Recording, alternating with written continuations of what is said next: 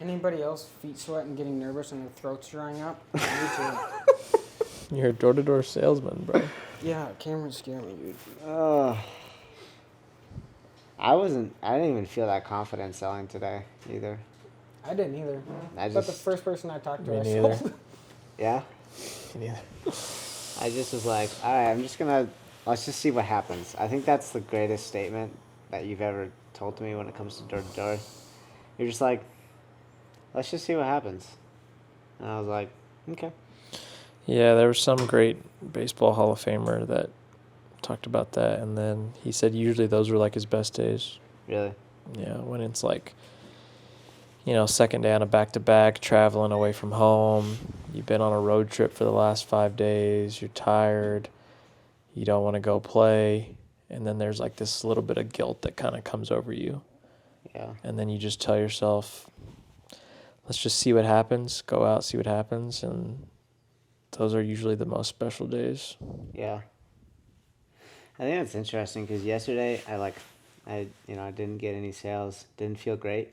And honestly, I slept terribly last night. Even though I went to bed early, I was in light sleep the entire night for like 10 hours. It was terrible. But I know tonight I'm going to sleep pretty great because I know I worked hard for an hour. Not kidding. Just do that every day. Do that every day, we'd be chilling. Yeah, I know, right? But no, I think it is. I don't sleep as well when I know I could have gone harder. And when I know I'm exhausted and I've done the hard work, I sleep way better. But no one will ever know that. It's just you. Whether you went to the furthest extent.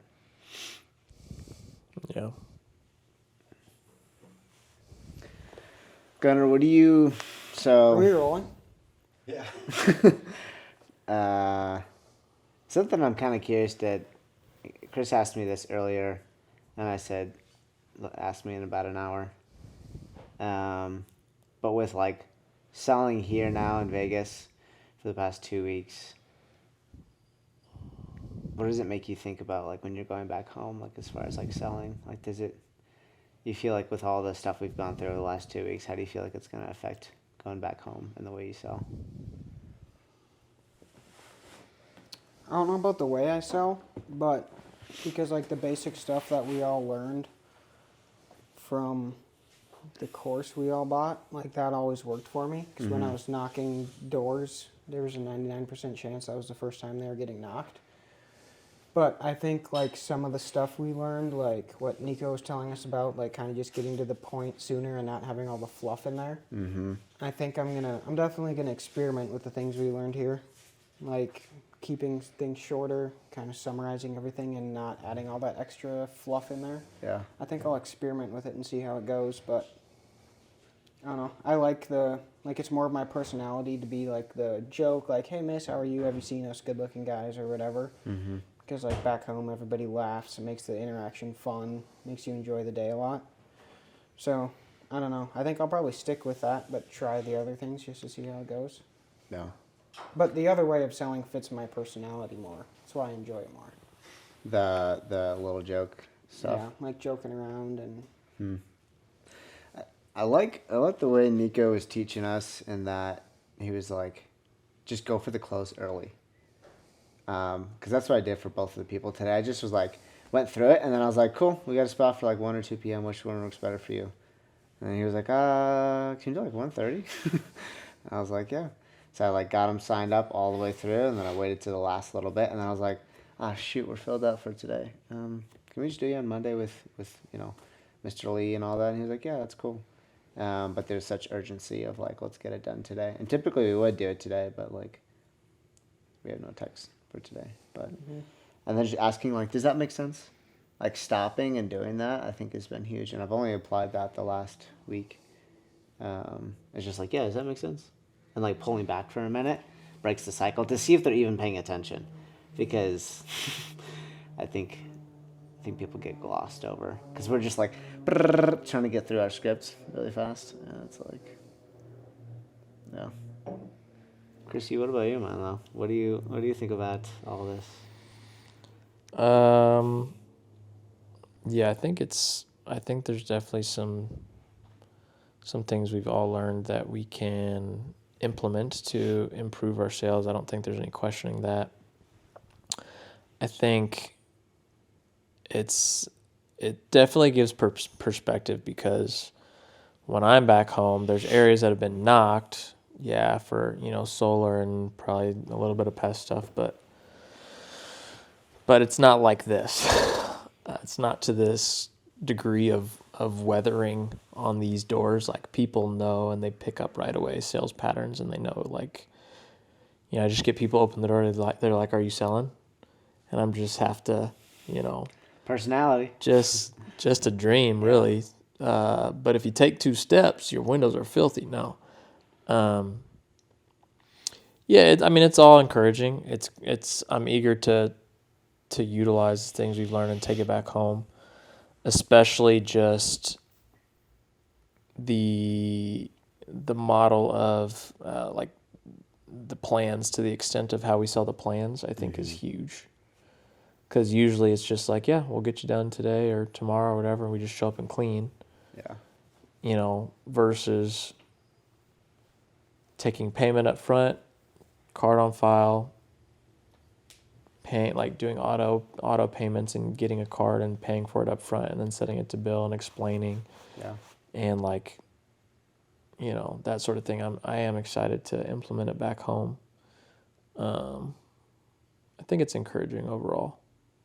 It's perspective out here. It just sucks out here, because it's not just the doors, but it's like all the affluent areas are gated. So, that's, I've never experienced something like that. Just getting into the neighborhoods is like, and then you have to tiptoe around, because you don't want to get kicked out of a neighborhood with 50 houses, 40 houses. And tell me, Chris, did you guys get kicked out at all? We may or may not have gotten escorted out by security a couple times. Tell that story really quick. Connor, you want to tell it? What was I doing? The first one in the big neighborhood, like the first couple days? Yeah. Yes, we were in this very wealthy neighborhood. One of the techs had a job in there, so from like a family friend, so we figured we'd just follow him in there. Anyways, the houses there were... How gated was it? How gated was it? Oh, yeah. We had Talk about how we snuck in. What was the strat for getting 4 trucks in there? So the strat... We already had a tech or 2 in there, but we had... Chris can talk his way into anything, so we had Chris kind of pull the manager role. And so, like... I was in the unwrapped the unmarked truck. truck where it kind of looked like, oh, yeah, this is like a manager vehicle. So Chris kind of just played it as, I don't quite remember everything, but it was kind of like, we have like 3 more trucks behind us. We're helping out Miss, whatever her name was. Or whatever. Miss Beth. And so we all track in there, and then we kind of knew we were being careful. Like, we were avoiding areas that could have been like maybe sketchy, or like if people didn't have no soliciting signs. Like, I don't know about you guys, but I wasn't knocking them because I didn't want to risk anything. Mm-hmm. So we kind of all split up throughout this neighborhood, and then we all got a few deals out of there within a couple hours. And then we were wrapping up the day. We were literally working our way back to the truck.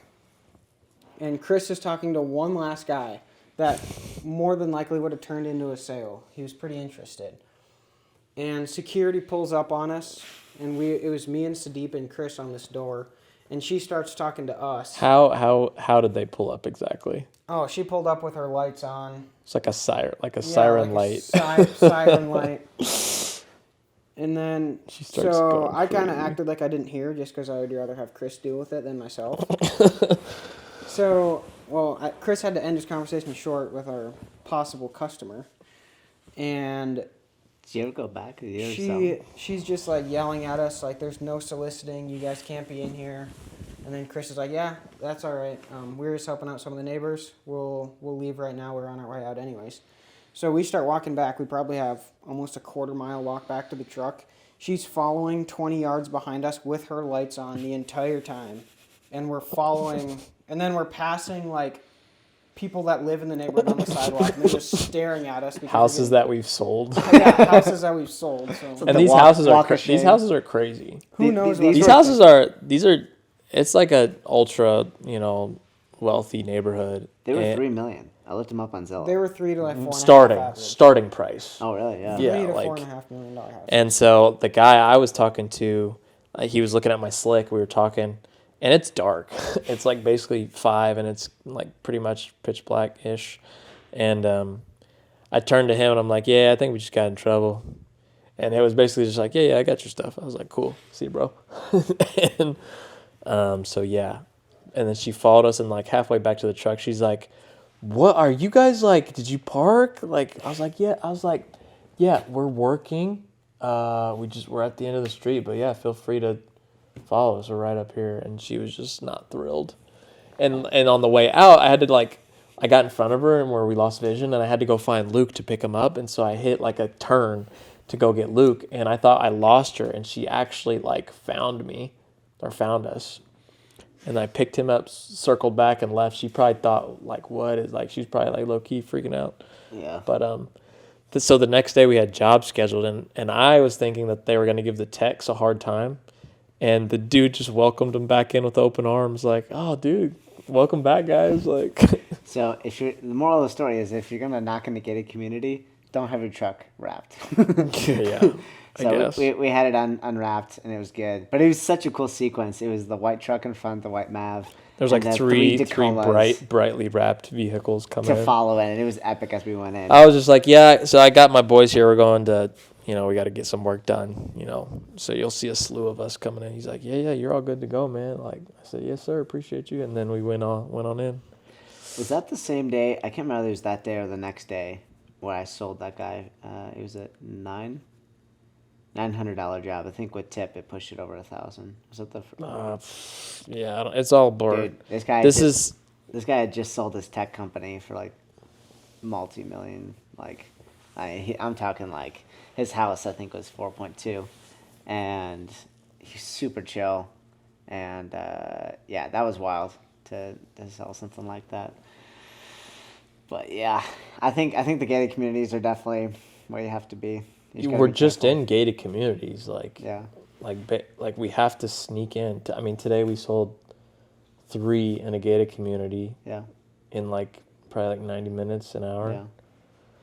Maybe, and we're gonna re-knock it because we have to. Because there's literally in this city, there's no other option to get to the affluent demographic. About they're all 75% of all of Las Vegas is gated communities. The affluent areas, Yeah. they're Yeah. gated. Yeah, and all of the neighborhoods that aren't gated have been knocked Severely. crazy heavy. I was talking to one homeowner a few days ago, and he was saying like in summer, even just like a couple months ago, just for solar, they were getting knocked 10 to 12 times per week. On top of that, getting knocked by pest control, landscaping, a couple windows, roofing, just kind of everything under the sun. These people get knocked for. Which is insane. I wonder why door-to-door reps like keep retargeting. You would think they would like try to spread it out, like travel, go somewhere, go to a different market. I would think that they would at least try to, like where I am in Colorado. Like, yeah, it's been like knocked, but like people will give me some time. Yeah. For the most part, if you're a novice, they're probably gonna be like, no, but like. Yeah. They at least hear me out. Usually, they'll give me like a few moments to like, hey, I'm doing all this stuff. Yeah. Yeah, I will say going back home, it does make me a bit more like confident in some ways, because I'm like, oh, quarterlies are the way to sell. Yeah. And we live in colder climates, but I think I can still swing it, but I'll figure out something. But I think quarterlies are definitely the way to go, and like getting really clean accounts and explaining exactly what the, quote unquote, contract or neighborhood program or whatever we call it back home. Do you want to explain what a clean account is? Yeah, clean account is someone that you have explained what you are selling them like 2 to 3 times minimum. So you're explaining exactly how the billing works, exactly how what the process is, exactly what they're getting, and you're asking them. Does that make sense? Like you're making sure, and then, hey, do you have any questions for me? Like, you're not just like rushing through the sale, but you're slowing it down. Once you got them in the bag, and slow it down, put away the salesman, put away the cue or whatever slicker that you're using, and just explain exactly what's going on, and then just explain the billing. That, yep, you're going to be billed on the first business day of each quarter, if it's a quarterly or if it's a biannual, every 6 months, the first business day of that month. And then if you ever want to stop the service, no worries. It will be credited to your accounts, and you can use it for interior cleans or track cleaning or things like that. But just thoroughly explaining it, because a bad account is they cancel when the second service comes around, because they go, we never signed up for anything. And so, I mean, time will tell on all these accounts for all of us, myself included, whether or not we sold, good accounts. But I feel confident on them, so it's like, but we'll see. It'll also be good when, like, for inbound sales, because, like, we've all had people call or, referrals or something, and they call us in, and it's like, oh, yeah, who referred you? It's like, oh, Michelle? Yeah, they kind of got grandfathered in, but we kind of do things different now. Like, we can pivot and be like, yeah, we only do service plans. Yeah. But the good news is we set up our service plans very specifically to where it makes sense for you to at least try us out for this price, because the only thing we ask is that if you, hate how clean everything is before the end of the services, we just ask for the discount that we're giving you from the first service. Yeah. But charging up front, like both people today, I charged up front. Sale to service. It was 800, and I think he gave like a 10% tip. So it was like a 800. I think it was 850 at the end of it with tip. But charged up front. Yep. Do I need to get charged today for it? Yep. Just making it. And just charge it and right away. Boom. Cool. Awesome. We'll see you guys. And then you should have gotten a text. Can you check your phone really quick? Yeah. Staying with them after the sale, and then telling them about the social media. Again, just like reassures them that like we're a legit company. They're gonna get what they paid for, and we're gonna deliver, and we're gonna exceed their expectations. I think the other thing that's cool with a company like this that we get to work with is that the techs, like when we sell, I feel like everyone's like satisfaction is like great, and then when the techs come, they're like, oh wow. This was even better than what the salesman was talking about. And so everyone's super happy and like, yeah, can't wait to see you guys in 3 months or a quarter or whatever, or, in 6 months, whatever it is. Like, they're super excited for it because these techs know how to clean. Like, they know what they're doing, and they're super professional.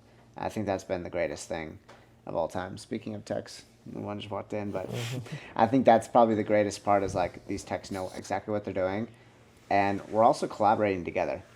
I don't feel like there's like really any animosity in between like the techs and salesmen, because we've been very like, there's a certain standard that we've been setting and trying to hit every single time, so that the techs get paid well, we get paid, but then also the company has a good account that will carry them on. Yeah. And I think that's the biggest thing is collaborating. Yeah. So that it's a good account and everyone wins. Do you think, based off of our experience so far for the few weeks we've been here, do you guys think that door-to-door is still the best option when launching into a new market? I think it completely depends on where it is. Like, take for instance, like me back home. I think that, you could probably do well with marketing, but like when all the houses I'm knocking haven't been knocked before, and all of the people back home respect a young hustling kid, young business owner trying to figure it out on his own, they respect it. And like I had a lot of my own customers, they went with me just because they're like, well, we don't really need our windows clean, but we want to support you. So I think like that aspect of it, like that's when door-to-door would be good. But I think it kind of depends on where your market is. Like, say, here for Las Vegas, it probably wasn't the best, just because it's so much harder to sell. Like, for perspective, like, all of us people back home, we're all scattered across the United States. Like, if we went knocking for 6 to 7 hours a day, we could all consistently sell, like, minimum $2K a day in initials. And, like, we've been averaging with a group of 4, we're averaging like 1 to 1.2 in initials. 7 hours of knocking with 4 guys. Yeah. So I think it completely depends on the market. Yeah. I think running both is the move.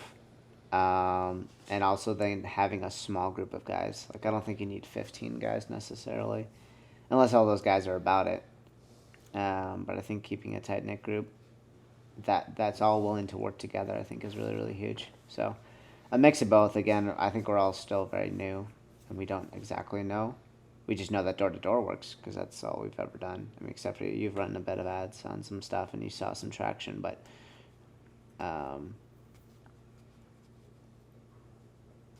I hate door knocking.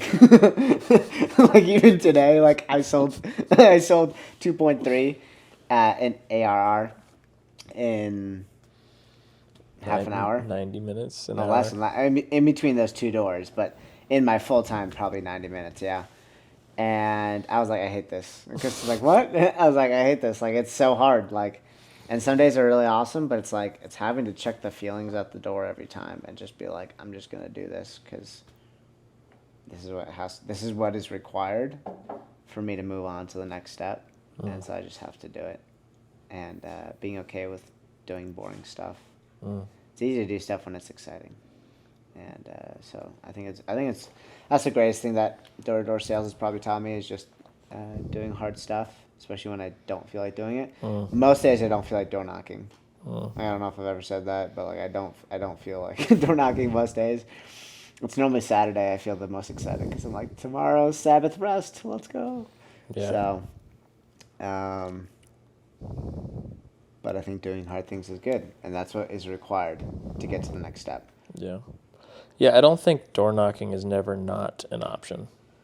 Even in like a battered market. I think we're proving that it still works. Yeah, in a really tough market, we're proving that it works. Yeah, and so it still works.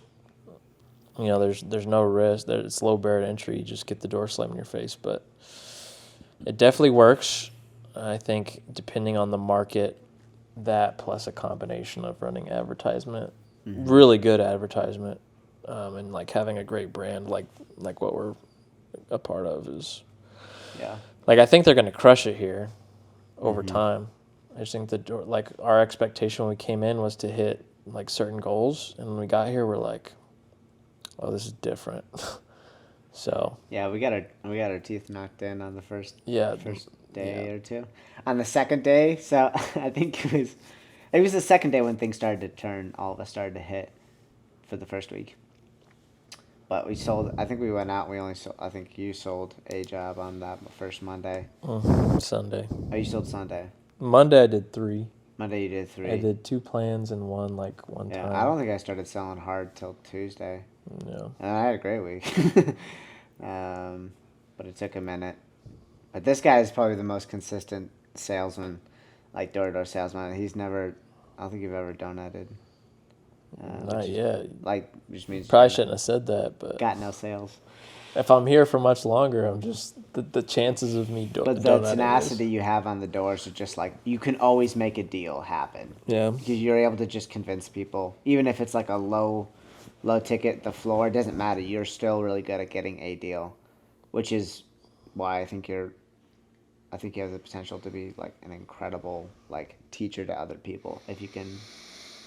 I tell this guy all the time. He'll say stuff, and I'm like, dude, write that down. That's amazing. I never write anything down. He never writes it down, but if he can transfer what he knows how to do naturally to other people and actually teach people, he will create such great salesmen. I mean, it's the reason why I am the way I am, because every time I hang around this guy, I sell way better. Like, I don't think I'm naturally like a door-to-door salesman. I'm much more of like operations, da-da-da. But, I mean, God, I think you can say it too, you know, like, yeah, you do a great job. I was like, his talk tracks are just wild. He just gets so creative with it, you know. The front ends are pretty unique. Yeah. It's just being pleasant. I've never seen this guy, like, he says the most stupidest stuff. Like, we'll be at a gas station. He opens up the door for me, and I'm walking with another guy, and we're like kind of neck and neck as we're heading to the door, and he goes like, race. Just like being another like an off police officer or something. I'm like, who's gonna get there first?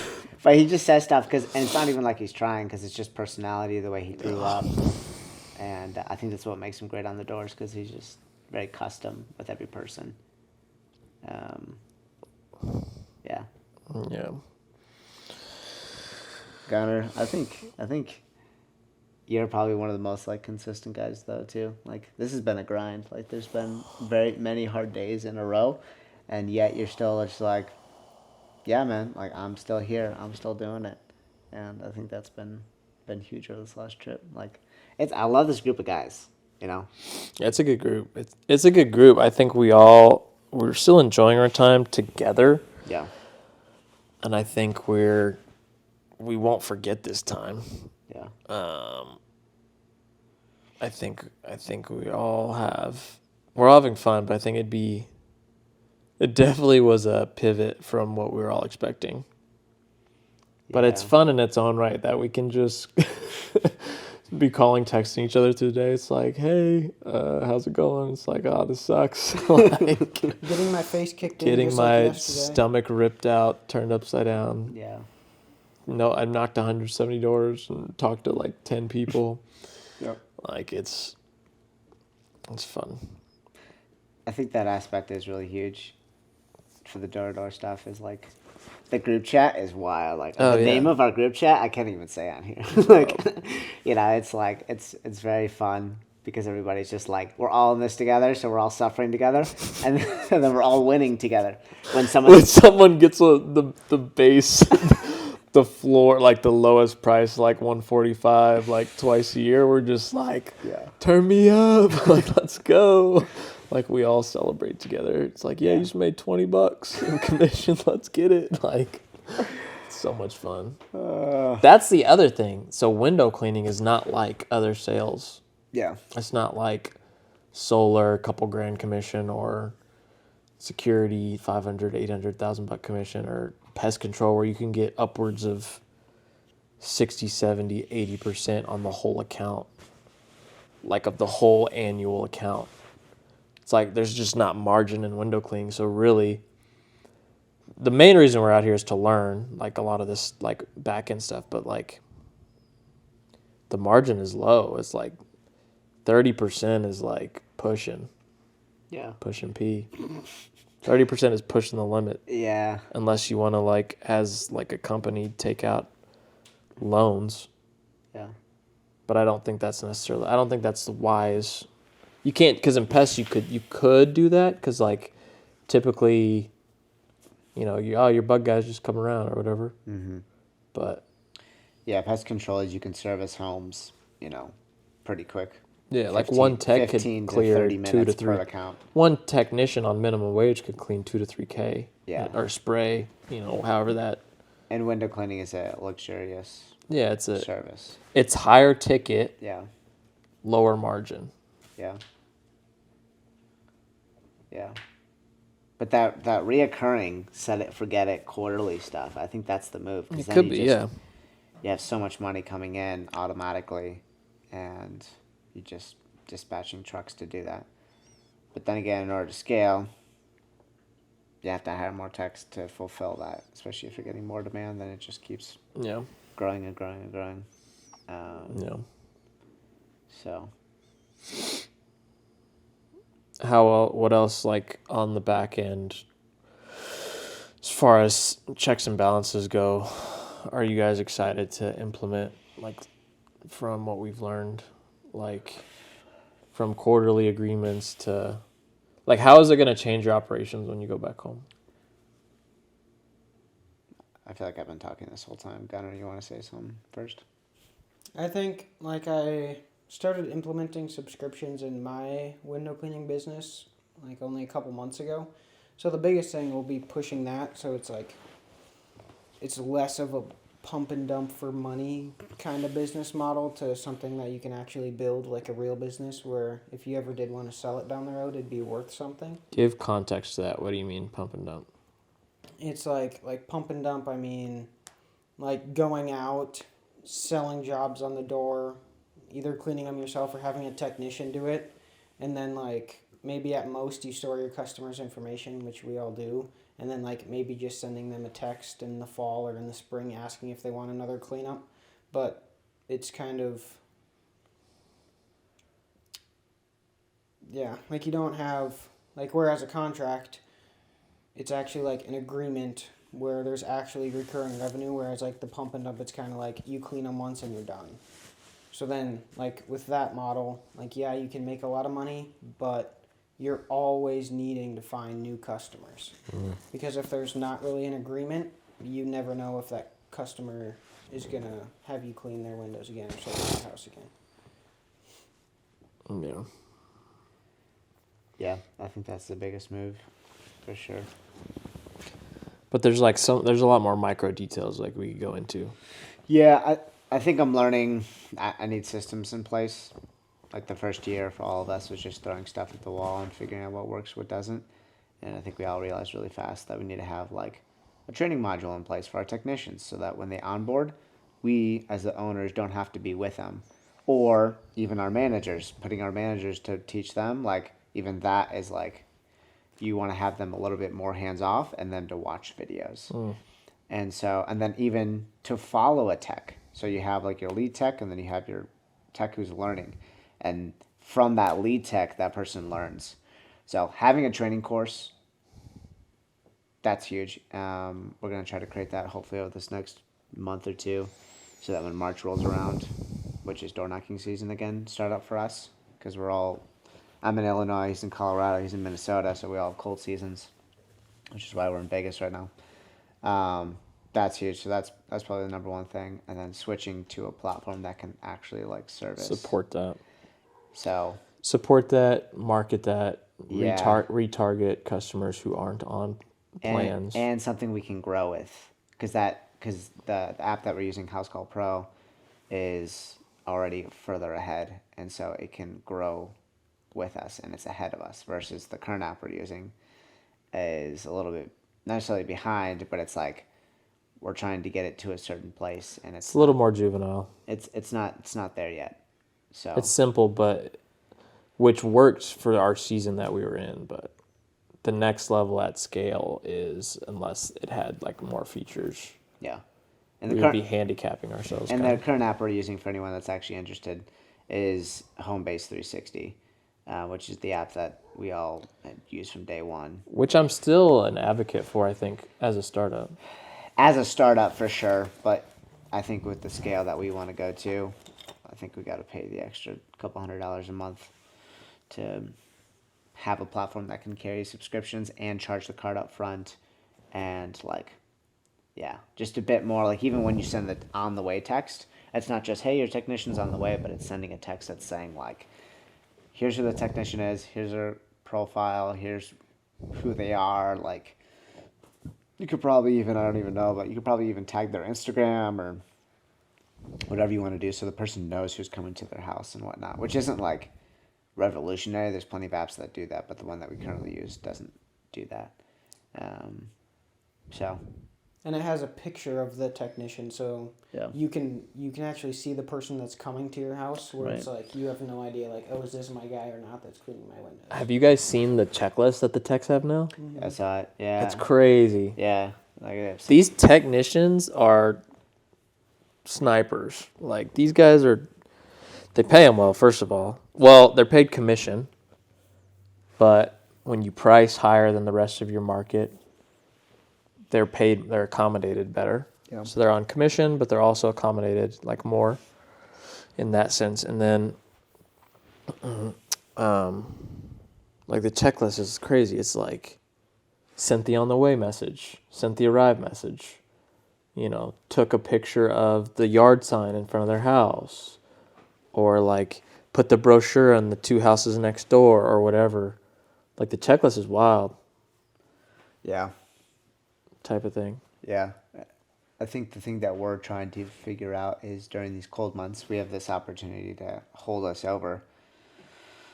But what do we do when next cold season comes around? Do we sell permanent lighting or continue to sell permanent lighting? Do we shift to something else? Do we all move somewhere south or somewhere warmer?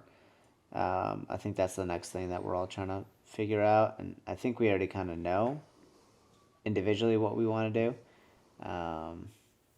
But I think that's probably the next. You said in the cold months? Yeah. Yeah, what do you think, Gunnar? I think I think I'll do windows for as long as I can until it gets way too cold. And then I think I'm going to see how the first year or maybe two goes with maybe training the same technicians, or if I have to bring new people on, I'll just figure it out how it goes.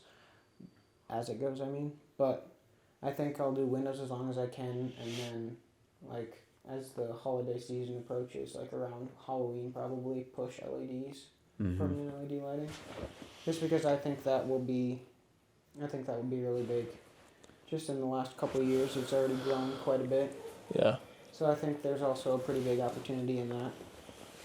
Well, from a operations standpoint, if you grow big enough, you still have expenses to pay year round. So if you can only do something for 7-8 months, if it's profitable enough to where you can chill, cool, or like plant your next spot, that'd be great. But I think you have to fill in those gaps.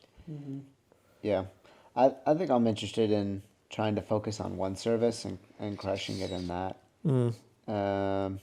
So if it is Windows, then just focus on Windows. If it's permanent LEDs, just focus on that and master that before you try to do something else.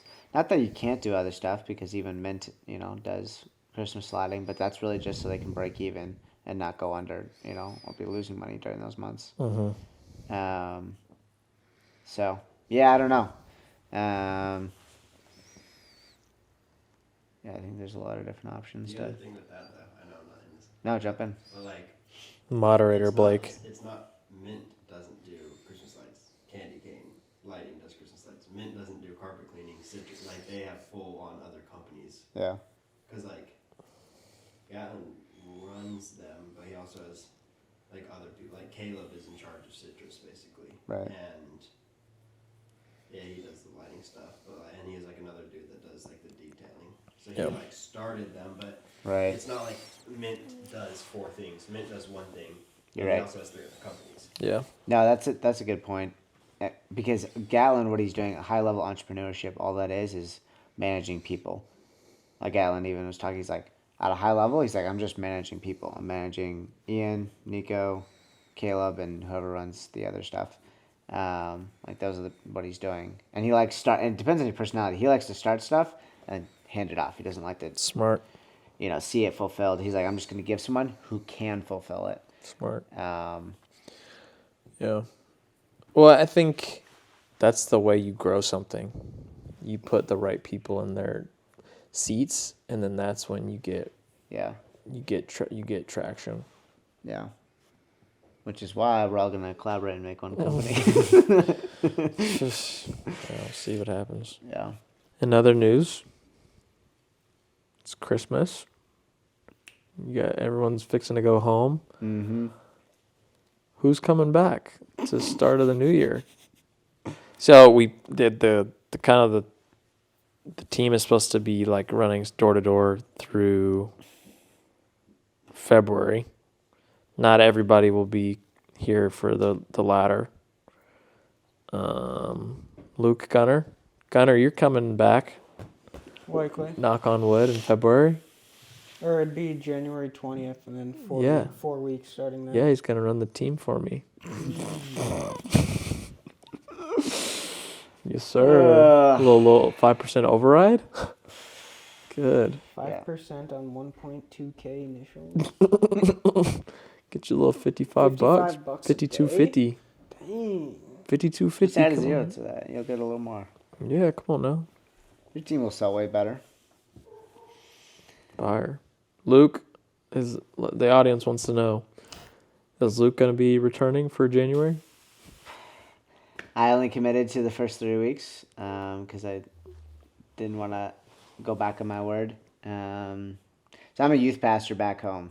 So I run a window washing company and then a youth ministry back home. And so that takes up a bit of time each week. And it's mainly just being gone, like missing each Wednesday is kind of but I'll say this, being away for these 3 weeks, like people are stepping up in so many different ways, and the current leadership team is amazing.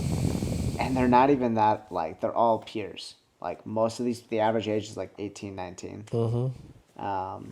And so, and these these individuals are so spiritually mature and like care about each other and care about the students that I'm like, I see one leader in particular who could definitely take over. He's young, but like he could probably take over within the next probably 1 to 3 years, somewhere in there, or take on more responsibilities, which is what I'm wanting him to do. Well, And I think he wants to do it too. It's interesting you bring that up too, because that's like what we aspire to do in business. Yeah. So you're already seeing. Yeah. That's kind of cool that you're seeing it in a short stint as well. You got some right personalities and some Yeah. right genre of work. Like this kid, Taking care of it. he's 17, and he's like, dude, the other day me and him were just like catching up and whatnot, and he was like, dude, I called him on a random Saturday, and I was like, what you up to, man? What's going on? Just checking in. And he's like, yeah, I'm at Panera. I was like, nice. I thought you were just grabbing lunch or something with a buddy. I was like, what are you up to? He's like, I'm reading this book, and it's like some John Piper book that he's like reading, and I'm like, bro, what 17-year-old kid is like sitting at a Panera like reading? And he's like, yeah, man, I can't wait to like, I want to be part of a church plant, man. I can't wait to start a church one day and like help people to grow it and like care for people. So he's like very ministry orientated and like people orientated. So Sick. I think he could definitely take over stuff maybe down the line if that's what he wants to do. And, so there's just some really cool stuff going on. And so I want to leave that ministry in good hands down the line, if and when, I don't know how long I'm going to be there for. I want to leave it in a place that's good and secure, and like God's been really faithful, and the ministry doesn't need me. Doesn't need me. So That's awesome. I'm happy to play what role I need to for whatever season. So Gunnar, what does your home life next season look like for you? You've got some exciting news. Yeah, I'm getting married. Yeah, he August is. 2nd of this coming year. So Come on August now. Are we 2nd, getting 2025. invites to the wedding? That's a close. That's Yeah. one day off from the day I got married. Really? Yeah. Blake's coming to film it. Maybe No come way. over. What? I didn't know Hey, yo! Let me get my commission. I'm just kidding. Maybe have him come a week early to film some stuff on the Dang, business that's side sick. of things. And Bro. Dang, Yeah, getting married. looking forward to Let's it. Oh. go. Can I be his +1 or? yeah, sure. Dude, I'll pull up. Good. Gunner's like, hey, with this budget. Big wedding, small wedding, big family, small families. I have a smaller family. My fiance has a pretty big family. I think right now our guest list is like 245, and that's not including everyone yet. Let's double that. Let's double Double that. Let's double that. With all this money you're making here, you'll have plenty. All of your money. window With all washing. my $20 at a time, baby. $40 a day in commission. They'll have a real big You wedding. spend 15 on food. Yeah, got about 25. $11 to spare a day. Yeah. Good. Good. That's great, man. Sick. Yeah, think I'm most excited to go see my wife and my baby back home. Yeah, me too. I'm missing them. I'm missing Zims. Yeah. Missing Zims. But Yeah. what else? What else can we throw on to this segment? Yeah. I think we're all just really tired. But It's been a battle. It's been a battle, but it's good. Like, Oh yeah, and it's only been 2 weeks. I know. It like, feels in- like in it's been perspective- Feels like a months. lifetime. It feels like it's been like a couple months, Which just goes to show, like, literally in February, we were in Raleigh. dude. That feels like 2 years ago Yeah. or more. Yeah.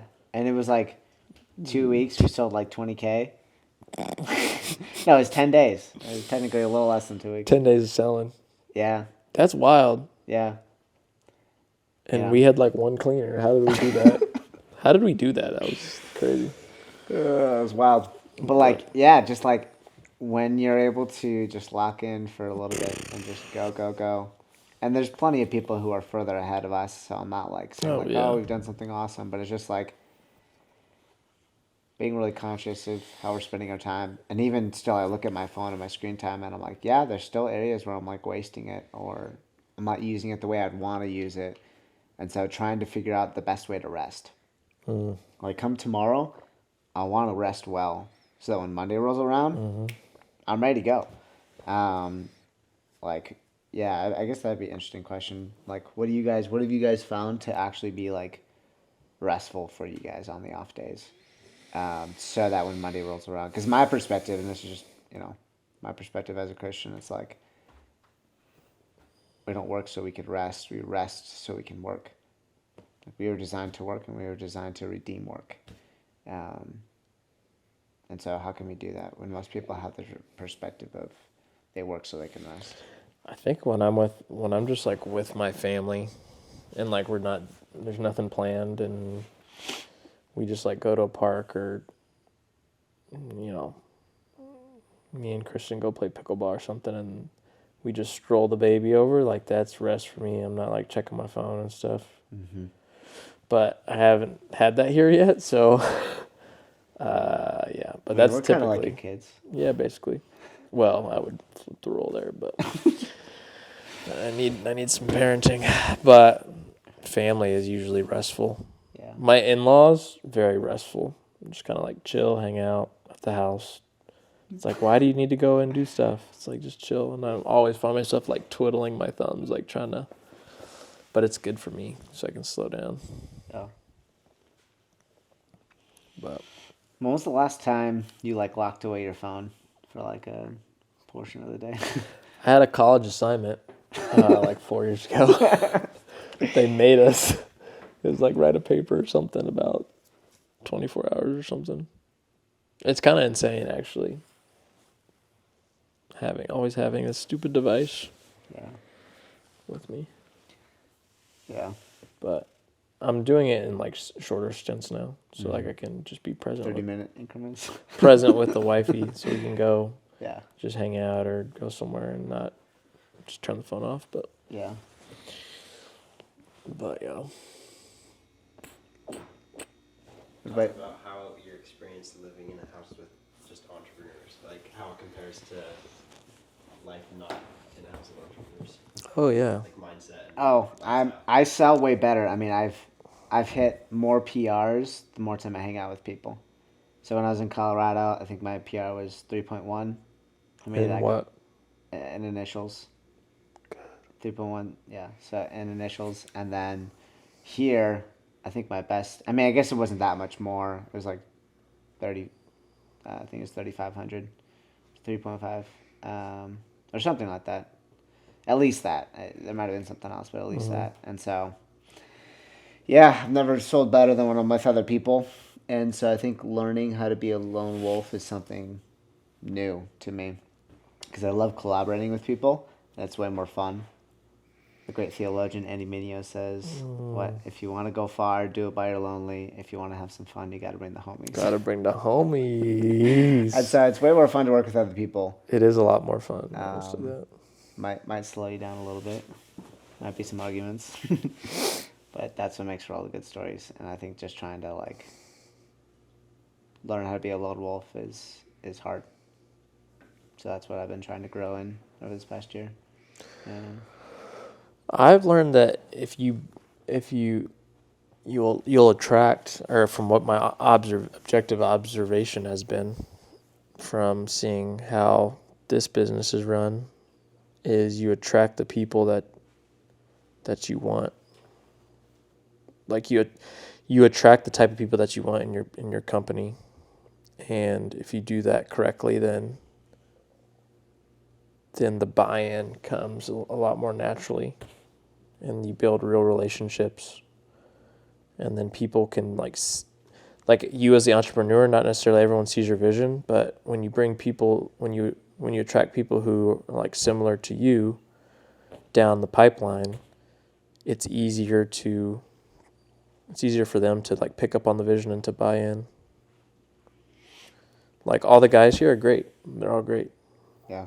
And they're not all entrepreneurs. Yeah. Like we have technicians and, like head of sales and, local partners and things like that. So they all have different roles, so they're not all like just straight high level serial entrepreneur, but they all are similar, like hardworking, outgoing, like lots of integrity, want to Yeah. see others, you want to build other people up. And so the atmosphere is very like uplifting to be a part of, I think. Mm-hmm. And even Nico said that. And Nico is someone who's run, 20, 30 person teams, or maybe even more than that. Nico, you can say something in the comments, but like, and he was like, honestly, he's like, I'm like so not stressed managing you guys. He's like, I've been way more stressed, like with other, like managing, more team. And yes, they were selling way more, but he's like you guys just like are very individual people who then know how to collaborate with other people. And like that's what's been really easy. So that was encouraging to hear that from him. But yeah, I will say our diets. Poo-poo. I've been Cereal, protein bars, caffeine, and yogurt. In and out. And I haven't had In-N-Out eggs. yet out here, which I would like to get before I head home. But yeah, diets are terrible. We're spending way less time cooking. And not that I'm like a chef back home, but I definitely cook a lot more and have way more sides and a more balanced plate. But again, it's just like not having much time, and also just wanting to spend our time elsewhere when we are resting. So, yeah, that's been different. I lost my roommate, thanks to Chris. I was rooming with this guy, and then Chris decided to put the snoring guy with me. Which, it probably makes more sense to, like, personality-wise, be like, okay, who snores, who doesn't? All right, put all the snorers in one room, put all the non-snorers, which are the people who sleep more lighter, in another room. And the early risers, put them in. a Yeah, room we together. both are up pretty early. This guy's up at like 6:30 every day. I'm up I push my alarm clock back. Now I'm up at 7:15 every morning. But I was getting up at 6:45. But yeah. So that's been awesome. Mm-hmm. Cold plunges. We did a couple cold plunges 3-4 days in a row. And then it just got miserably cold. Yeah, I said good luck with that. It's still getting chilly in Nevada. It's Yeah. like 40s. Yeah. Still chilly, especially as the sun goes down. Yeah. What about you? Kind of how you liking? Like, I feel very comfortable out here. Like, and with like all the guys now. Yeah. I feel like it's very much like this is home. They're and, great. like, Yeah, they're all great. Yeah. Everyone's very respectful of each other, and no one step on each other's toes. It's a great startup that we're a part of. Yeah. But God, I'm curious to hear your thoughts. Yeah, so one of my favorite parts of being in a house with like all us guys, like not everybody's an entrepreneur, but most of us are. It's like I learned this when we went out to Colorado about 6 weeks ago, and we stayed with Chris. It's like being able, like after you work, like all day, and then being able to chill with a group of guys, and we all love talking about business. Whereas like I don't know about you guys, but like back home, you don't really have anybody Everyone to talk hates to your about guts. business. And you're like, you want to talk about business, and then like you just get like yeah. It's not even to their own. It's just that they don't know. Yeah. They've never done it. And they really don't care either. Yeah. I mean, if someone sat me down and wanted to talk about computer science or something else, or like, I'd be like, cool, man. But like, I don't know anything about that. So Well, it's also like they push it even further. It's like there's like a negative. Well, at least for me, I can't speak for y'all, but there's like a negative response a lot of the times too. yeah. Yeah. Because they're like, why would you? Like my family's like, why would you? Not everyone, but like a lot of them are like, why are you doing that? Why are you? Yeah. Like, oh, are you gonna be okay? Like, it's just like yeah, they don't understand, but it's like there's like a negative connotation Yeah. behind, it's the input and the output. So like, we're not here just to make money. We're here to like learn things. Like the only reason we're here yes, we're helping launches, but we're here to learn systems and automations and ask questions and be a student and a sponge and a learner. Yeah. Sales and service, everything. So Yeah, so that's definitely one of my favorite parts of it. And then like when Gatlin's been here, like he'll come sit down here with us, and for like we'll talk a few hours every night. Like last night, me, Blake, and Gatlin were up until almost 2:00 just talking business. And then being able to sit down and talk with someone that's so much further ahead than you, and like any question you have, they'll answer. They'll explain like why their answer is what it is, and it just, yeah, it's so helpful, and it's awesome just to be able to talk about business with other guys that are in the same business as you, especially. Yeah. Yeah, just some people don't get it and aren't interested, and that's okay.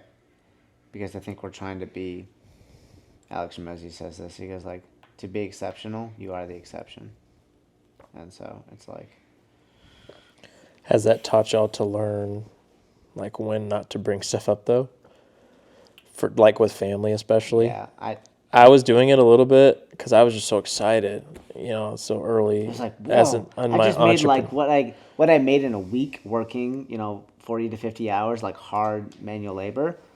I just did that in a day. Yeah. That's crazy. So I'm learning now to, like, not bring it up. And when people are asking how I'm doing, I'm just like, man, happy, healthy, family's taken care of, and we're having fun. So that's kind of like my short, sweet response now. Try Yeah. not to bring up. Now, some of my family likes to hear about it, like my dad. Yeah. But like most of my family's just like they like question it more than. Mm-hmm. Yeah, I learned that too. Like right when I started earlier this spring, I was like everything day by day. I wanted to tell my family like, oh, this is what's going on. Yeah. And then like as things went on and I progressed, it was just better to just be like, yeah, the day went good, nothing bad happened, made a little bit of money. That's all you really need to know. Keep it to myself. Maybe Yeah. text in the Discord. Did 1.4 today. Yeah. Something a little like that. Because it can almost feel like as we're sharing these things, like we're almost bragging in some sense. And it's like, dude, all this money that we're making goes right back into the business. Can you say that one more time Or for to the the for the people IRS. in the back? Seriously? We don't really make any money. We just It just goes right back into the business because we're trying to scale. If we didn't want to scale, we'd probably pocket a bit more right now. But then we'd never grow beyond what we're currently doing, really. Or it'd be a really, really slow growth. So all the money goes right back into equipment, goes right back into saving for particular larger purchases like vehicles. I will say, like, all my family's very supportive in it, but I'm also the only one that's out of my family that's started something completely from scratch. Well, I guess that's not true. There's one other person who's done it, but like is really trying to do something with it. And they're all like, yeah, man, go get it. Like, no one's like definitely against it, but like when it comes into the nitty gritties, as I explain it, they're like, wait, how does that work of this or that? Which I don't mind asking and answering those questions, but it's almost like, oh, that's cute, you know. I just tell my mom whenever she's like, how are you doing? I'm like, I'm happy, I'm healthy, I'm trying to get wealthy. I said that to her the other day, and she chuckled.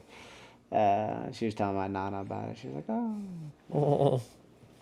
But yeah. nah, I think moving in silence. Like, I didn't even tell them didn't tell them I bought a truck. Didn't tell them I was going to Vegas.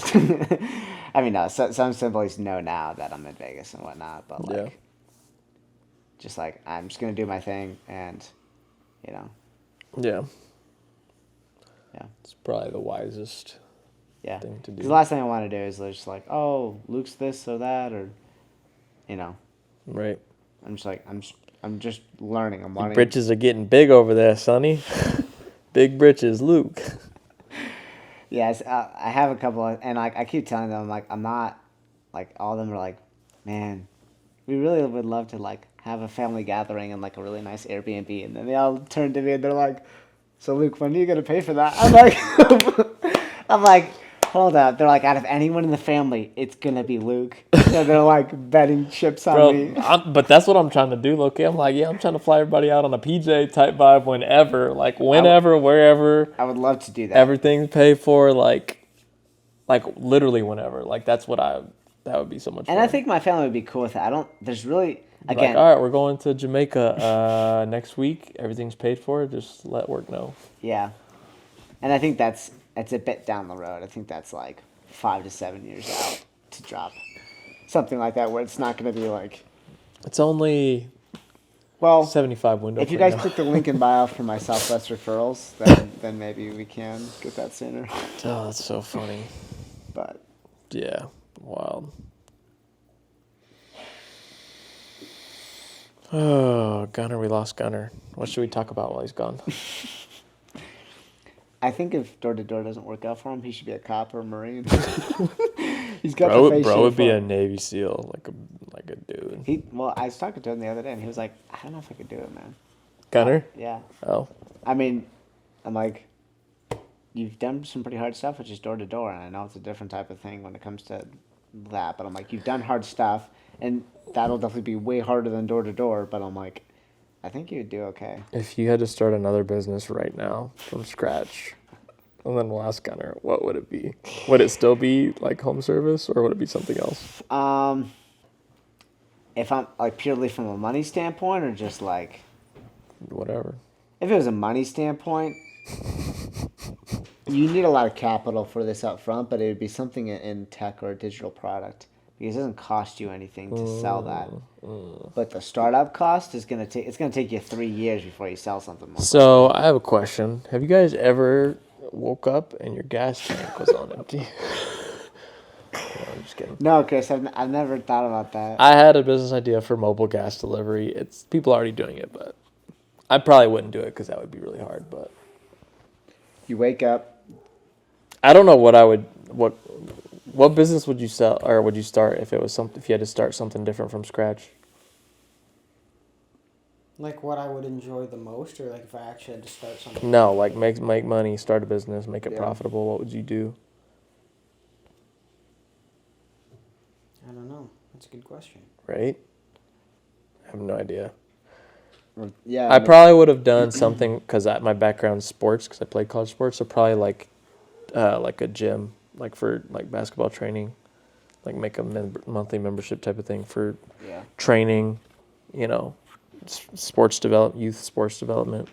I think if I could do anything, like someone actually asked me that the other day. They're like, "What if money wasn't an issue and you just do whatever, like and just whatever?" I was like, "Oh, I would just be like a freak athlete and like spend a ton of time with my kid, or kids, and future wife and all that. Like, that's just what I'd do. I'd just be an absolute athlete and just do fitness and like. I definitely could get into that like whole. I don't know if I'd probably sell a course or something. I don't know if I'd want to go there, but it would probably be the move is to like, you know, coaching and other random stuff. But I don't know. It's probably it's exactly what we dog other people for doing. Yeah, guru stuff. Guru stuff. Yeah. If I became a guru, it wouldn't be like to sell them a course. It would be for like franchising. Exactly. I would. Like it would be for growing whatever brand. I'd rather I'd not. Like if I'm gonna do it, it's gonna be the Alex Hormozy way, which is like, hey, I want to help you scale to this point and get to this point, and then from here I want to take you the rest of the way. But like you need to put in all the startup work to reach 1 to 3 million, and then but in order to get to that point, I also have to have done it and have a track record and have evidence that I can do that. Yeah. Otherwise, that's what I feel like. What's wrong with a lot of courses is you're teaching people how to do stuff that you haven't yet fully learned yet. Yeah. Or you've learned a little bit. You've spent 1 to 3 years maybe in it, and you're like, cool, I can sell it now. It's a cash cow, but I don't know how you scale that. Yeah. It's definitely a cash cow. I mean, there's plenty of guys making $10,000 to $30,000 a month just off of their courses, and more. But I'm just saying, like, baseline. Yeah. I don't know. I genuinely have no idea what I would do if it wasn't even with the sports thing. I used to train kids, but I don't know. I really don't know. Definitely would be something fitness related for sure. Something outdoorsy or something active. Like I like using my hands. What did you say, Gunnar? What would you? If money wasn't an option, I'd be like a fishing guide. Ooh, that would be so fun. North? Little north fishing? Dude, that would be fun. North China. Bump windows. So then why are we in Windows? I think we just all stumbled upon it, Yeah, that's fair. honestly. We stumbled upon Door the to power of door-to-door and sales. I think sales, we just realized we can print money. Like sales is literally printing money. Walking into a neighborhood and being like, I just printed a couple $1,000. Yeah, you could. That wasn't there. Yeah, selling anything. Like I think now with the skills we have, we could probably pivot that into, whatever. Car sales. It could be anything. But it's different. Door to door is very different than any other type of sale. Yeah, it's a gut wrenching job Yeah. because the highs are high and the lows are low. Do you think Can it's be the a- hardest type of sale? It's hard to say because It's I don't have definitely any the other sales hardest. experience. Yeah, hands down. It's the coldest lead you can possibly Bro, have. it's hands down the hardest type of sale. You're going to people's homes where their family eats and sleeps and lives and grows together. You're trying to like offer them services or whatever. That's gotta be, yeah. What other sales would be more difficult than that? It's literally the hardest. Yeah? Literally, objectively. What else would be harder? I don't know. You can still do cold calling and stuff, but like that's like Cold calling. outbound sales, but then you narrow it down to door to door. I feel like cold calling might be That'd be hard too. Like, but because you have no facial. It's just all tonality. yeah, which you could argue would be easier. Like you could say whatever you want because you're on a phone. You're not standing in front of another human. And if they hang up on you, it doesn't hurt as bad as getting a door slammed in your Right? face. Maybe. It's probably relative. But yeah. It's got to be the I want to do hardest. something harder than door to door. Just kidding. I don't Business feel to like I business. don't feel like I'm feeling enough adversity. I mean, outbound sales, door to door, B2B. Yeah. People cuss you out on cold calls more than they do on the door. Yeah, but it doesn't 'Cause hurt they- as bad. It's like I know.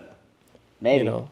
But that is true. You Depends don't on how it looks. because you're 'Cause like people I'm aren't gonna- literally never people gonna don't see this c- person again. Boop. I've gotten cussed out like one, like I can't even remember. Like I can think of one because he was like, "Get your off my porch," blah blah. But I rarely get cussed out, and because like I'm nice and likable. Yeah. But cold calling, it's like Cold it can go call. either way, because if you're an emotional person, you can say, "Oh my gosh, this cussed me out," but if you're like, "Yeah, it doesn't." Yeah, that's how I was. Because my first job, I had to make 80 phone calls a day. And I didn't even know what I was doing. It was in sales. I didn't even realize. Gym sales.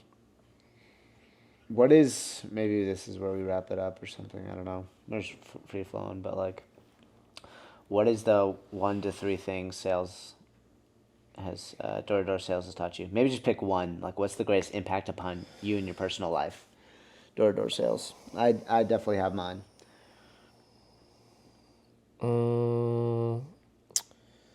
The 3 things. Just pick one, and you can flow. Yeah, from there. probably.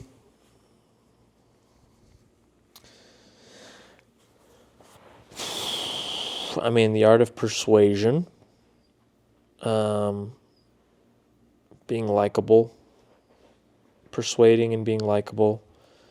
Probably also it given me confidence as an individual, like just my personality. Like, I think I was relatively outgoing, but now I'm just like, I'll go out of my way to compliment someone or be funny with someone like a gas station cashier or, like those little funny things I say, whatever, or like Yeah. just to random strangers. I think it's Like I think- he'll walk into like a gas station, not to cut you off, and be like, "Hey, y'all can't be having fun out here," and just everyone bursts out laughing. yeah, You know, stupid like stuff. don't you know you can't be having fun out here? You know, or whatever it is. Yeah, probably. So. I mean, But you were doing that before. maybe, but I don't think I was going out of my way. I was doing it with friends and stuff, but like I wasn't going out of my way to target people like that. I think sales has taught me it's just given me confidence as a person. Like I could say stupid stuff and not care or whatever. Persuasion and then, just going out of my way to people. And then as far as confidence, and a third one, probably, I don't even know. Probably those 2. Again, I think we're all really tired, but I'm just thinking. I'm thinking. My biggest thing, like what Chris said, is confidence. Just like confidence in anything you do, whatever room you walk into. Yeah. It's like in the back of my head, like I'm thinking, like I do one of the hardest things. Like I don't know necessarily one of the hardest jobs, but 99% of the population would never knock a door because it terrifies them. Yeah. So confidence is definitely a big one, but then like this is something I already knew, but door-to-door sales put it like I could actually see it. Like if you do have those bad interactions, not necessarily here in Vegas because they get so many solicitors, but you never know what somebody else is going through. Like if you knock a door back home and somebody's very mad at you or whatever and it's not a good interaction, you never know what they're going through in their life. So just to not take it with a grain of salt, but like not to take it personal and just say, yeah, you have a good day. And then just like those kind of things. You never know. Like somebody else, they could have had a death in the family, dog died, whatever it is. Mm-hmm. You can also have an impact on those people as well. Kenny Brooks, world's funniest salesperson. This lady said she was about to kill herself before he knocked on her door. Mm. Oh, yeah. Yeah, she's like, my son just died. The gun was sitting on the counter. She was like, in the next 30 minutes, she was like contemplating, like doing something. Mm. And he made some joke or something. And he was like, yeah, just walk the country mile to make you smile or something. I don't know what he said. It's probably not the joke, but. No. And she said, like, she shed a tear and she was like, come on inside. Like, what are you doing? And she was like, if you can clean, he was selling cleaning products, like spray bottle stuff. She's like, if you can clean this stain on my carpet, I'll buy 2 bottles or whatever. And so he said something else really funny. And she was just like, and he said he's still friends with that lady to this day. Wow. Crazy. So he come inside and saw the gun. He was like, oh, don't shoot. I'm just a chocolate kid cleaning the toilets or something funny. And she just like saved her life. Wow. Type of thing. So you still have an impact on people. Yeah. That's one thing we all try and do is every person you interact with, you want to make their day a little bit better. Yeah. That's what we all Yeah. like. That's what we all have in our head. It's like a when we go out delusional, walking. Yeah. Just delusional confidence. slightly better. And the other thing is too is like Nico says this, where he's like, the 2 minutes you have with this person is more life changing for you than for them. Mm. Mainly because of the sales part, because it's life changing. This is money that we're doing. But also like, yeah, it can also be life changing for them sometimes too. Very rarely. And again, it's about numbers. It's 1 out of every 1,000 or 2,000 where you're going to have like a really special moment. Like there's one guy back home. The guy loves me. Mm-hmm. Like him and his wife, for whatever reason, like instant bond. I'm talking like, and granted, I was in their home for like 5 hours cleaning their house. So we were just like chit chatting and he was playing like worship music and me and him were just like hanging out. He was playing like Casting Crowns and like all the oldie stuff.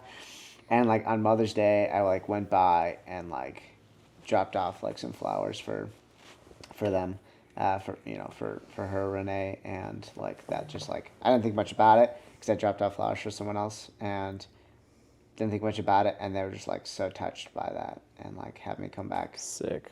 every 6 months to do their windows and so. Sick. Yeah, there's just like little stuff like that, and it's just like, whoa, this is like kind of cool. Also mentors. Like I've sat on a bunch of people's porch and just asked for like life advice, entrepreneur advice. Like we knocked on Yeah.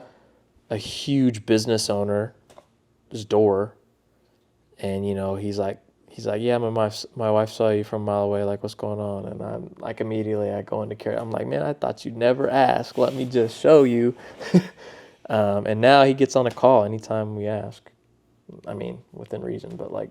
And he runs a huge, pest control company. $50 million company. Yeah. Probably bigger than that. I think 60, 70 now, whatever. Oh yeah. But yeah. That was his goal at least for this year. So. Yeah. Crazy entrepreneur. And he's like, oh yeah, you were me 11 years ago or whatever. So yeah. So now it's like. Yeah. And that's so much more valuable than him paying a couple $100 to clean windows or work on the house or whatever. Yeah. So we've met a couple crazy people I like that. want to book a call with him again. Maybe. Yeah. Oh yeah, we will. Chat with him over after Christmas or something. Yeah. The greatest thing I think door-to-door sales has taught me is just to be free of outcome.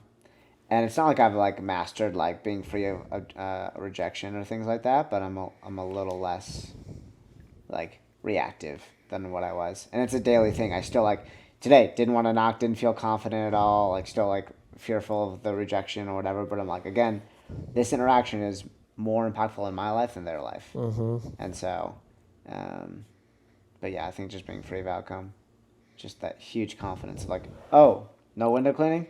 Cool, no worries. I'm going to go knock the 150 other doors in this neighborhood, Yeah. And then, yeah, just learning how to like not take life so seriously. Chris knows this, but I'm a very serious person. But I feel like I've become way less. And also, I think labeling myself that wasn't helpful. Like, I think I still take things pretty seriously. But I mean, I'm curious to hear your perspective from the day you first met me to now. Yeah. Like, am I still pretty serious or like? You are, but it's you're a lot more loose. Yeah. Yeah, I mean, going from like being detached from the outcome and almost expecting things to not go your way. Yeah, in sales or especially you have to expect them to say no because most people say no. So when they say no, you just don't react and you're just like, cool, I'm just gonna go sell a neighbor. That's the biggest thing. So you go from failure to failure without losing enthusiasm. I don't know who quoted that. I know it's a famous quote. But you go from failure to failure without losing enthusiasm.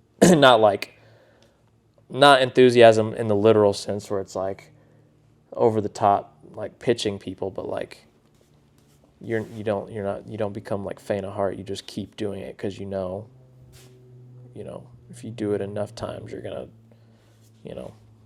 have a success with it, whatever. So, but yeah. Next chapter. Gunner, Luke, what's the next chapter look like for the boys, and then we'll wrap this up. Try to survive this week. Yeah. Survive this week. Take all this, enjoy a couple days with the family, and then right back to work when the 23rd rolls around. So like I'm spending the 20th to the 22nd with family. Then when Monday rolls around, I'm right back to implementing and starting to look at how do we create training videos for our technicians. And then probably having a larger conversation with Chris about some other stuff. And Hold on now, chat. Hold on, chat. Maybe. I don't know. Hold on, chat. This is the tipping point.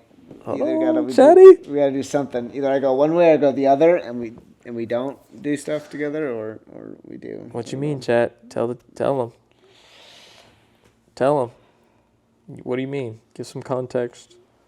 So Chris and I, when we first started dating, no, Chris and I think like we instantly had like a bond in the sense of like he's much more of like sales and like go, and I'm like cool. How do we fulfill that? And I think we both at least talked about or flirted with the idea of like collaborating it into one company and partnering. And I had the opportunity to do that earlier this year, and I said no to that because of the ministry that I am running back home, and just want to reconsider that because it's either like one, we go our separate ways, like we're still buds, still friends, we're still going to share exactly what we're doing in our separate companies, but if we're going to work together, we can pull resources together and play the roles that each of us both suck at. And the things that we're great at will complement the areas that we're weak in. And so I'd rather work with somebody and give up a part of the pie than build alone and try to hold on to every little thing. Alex Ramosi posted something the other day of like Jeff Bezos, how much he owns of Amazon, Elon Musk, how much he owns of Tesla.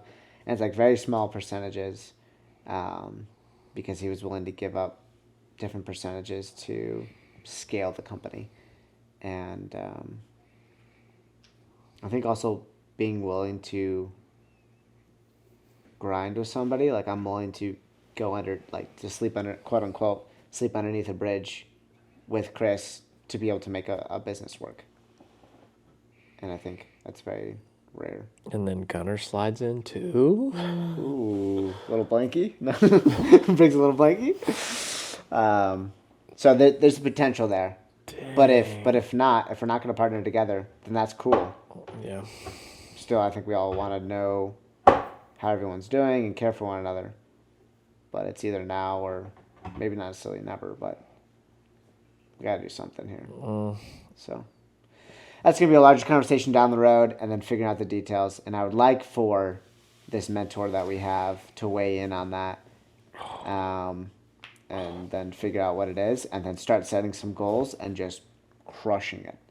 Set some really clear objectives, who's responsible for what are they responsible for, and then what are they getting paid, which is probably very little, and that's cool. And then, like, how are we going to scale this thing? I just need goals. Like, when I have goals, I can crush it. When I don't have a north, I don't have really clear direction on stuff. So, like, when, you know, Nico's giving, like, different challenges, I'm like, oh, yeah, let's do it. You know? Connor, what's your goal when you go back home for your business? Could be anything. Like, what do you want the business to make? You want to hire people, bring on trucks. What's, like, the biggest goal when you go back home? Oh, I have a few. I have 2 technicians right now that have already committed that I'll be going with, and I have my technician from last year. He's gonna be kind of like a salesman, but gonna start slowly training him where he could be more of a manager type.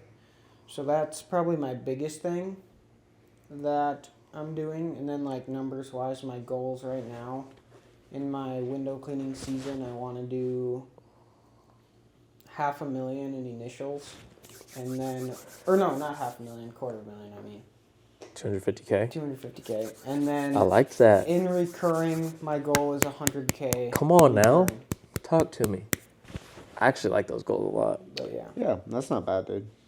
That's amazing, especially because you live in a smaller.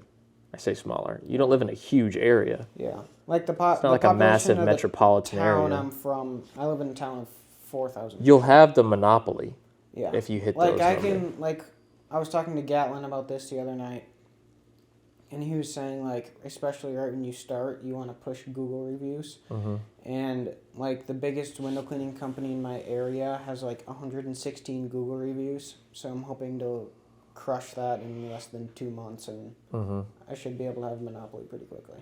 Yeah, bro. Let me know when your Google is up, and Fire. or just send me a link. I'll I'm leave gonna a start review. spamming reviews. Careful I'll get now. banned. You don't want to end up like Mint. Spam. Good, Gunner. Good. Well, Stay tuned till episode 2. yeah. Blake, can either of these cameras see all 3 of us? Oh Which yeah. one, that one? All right, we'll see you guys in episode 2. Good. Wrap it up.